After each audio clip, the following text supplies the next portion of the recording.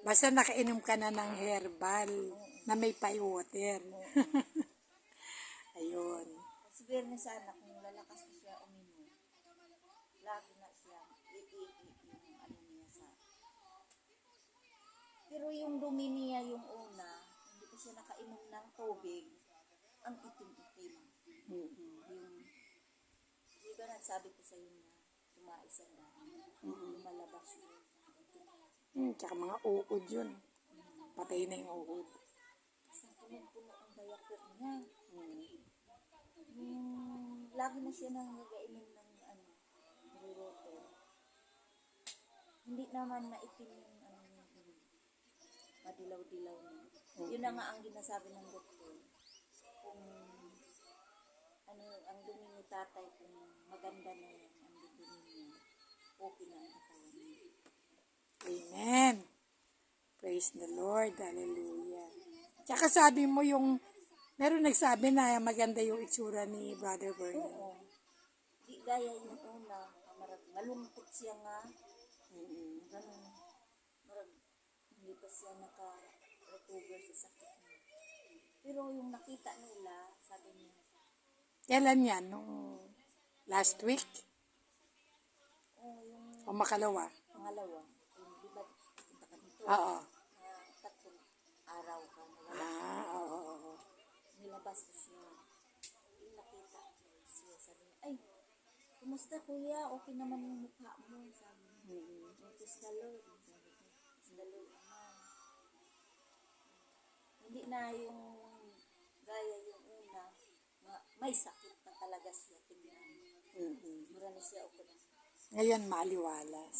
Ngayon mukha niya maaliwalas. Oh, praise the Lord. Kasi gumanda na yung circulation ng blood. At saka, nag-pray tayo, yun ang the best. Tumanggap siya sa Panginoong Hesukristo. Isipin mo yun. Talaga pang Oh, wala na ako siya. amen. Di ba lagi kang nag-ano ng Bible?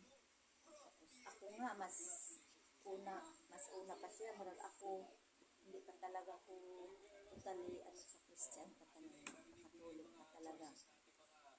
Sumusunod lang ko sa kanya. Tapos nung pumunta nga ako dito, di ba yun? Nung kayo nakaramdam ng gaang ng loob. Yun, na born again kayo. Noon lang kayo actually na born again. Na born of the blood of Jesus at born of the Holy Spirit. Amen. Praise God. Hallelujah. Salamat sa Panginoon. Purihin si Yahweh. Tsaka si Dr. Ruel Yopo, ayun, yung 3 sachet muna nung Biregen, yun ang kanyang pinabibigay sa inyo para masubukan din para kay Brother Bernie. Alright? With pie water yun. Parang yun ang juice niya.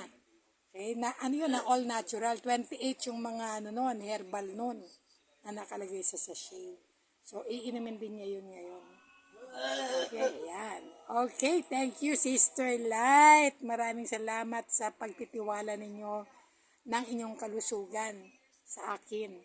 On behalf of course, Yopotec and Richter Alternative Medical Center. Kasi may napunta nga dito sa amin. Sabi pa niya, tinignan niya si Bernie. Pero hindi naman yung Christian. Sabi niya, may nadali daw ni Bernie. Oh, kaya hindi mo niya na-entertain ninyo na kasi iba yung spirit May nun. nadali. Tapos sabi niya, mag-andam lang po ng 2,500. Gawin na niyang si Bernie. Gawaan lang niya nga dili makalapit yung niya. So hindi totoo yun. Tapos sabi Kasi ko, albularyo yun. So wag na natin yun entertainin, okay? ko, wala naman talaga akong financial na ipangbayad yun. Sa totoo lang, wala talaga akong pira. Pero, yun na nga, pero ngayon, yung mga wala na yan, ibibigay ni Lord yan. Amen? Maniwala ka na. Oh, supernatural. Ang Panginoon magpo-provide sa sa imong ang pangangailangan. So, yun din ginagawa naman niya sa akin o lahat ng mga nagtitiwala sa Kanya. Yung masakit yung ko, killing. Hindi ko talaga matilis. Hindi ko lang nagsabi sa kanila. Hindi nila sabi ng na ano kati, sakit talaga. Okay. Baka appendix yan. Hindi naman. Ginaganon ko yung paa, hindi naman masakit, diba? Kung ganun masakit yung ganun. Hindi naman ganun. Sakit lang sa kabuhat siguro ko pang biyernes. Diba? Ayun. Tapos sabi ko, tulungan mo na ako, Lord. Kasi kung ako ang wala na talagang tumutulong pang biyernes. Alam naman yung mga kamerang dalawa sa bahay. Tapos sabi pa nila, mag-inom ka din ng mga alaksan para sa mga sakit sa katawan na. Hindi ko yan naranasan. So, anyway, mo sister at Inom lang ko tubig.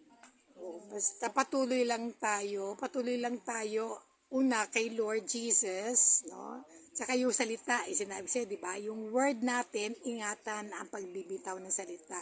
Kailangan ng bibitaw, lalabas sa bibig natin, salita na ng Diyos. Sinabi ng Lord, magaling ka na sa pamamagitan ng sugat ko. Sabihin mo, Lord, sinabi mo, magaling na ako sa pamamagitan ng mga sugat mo.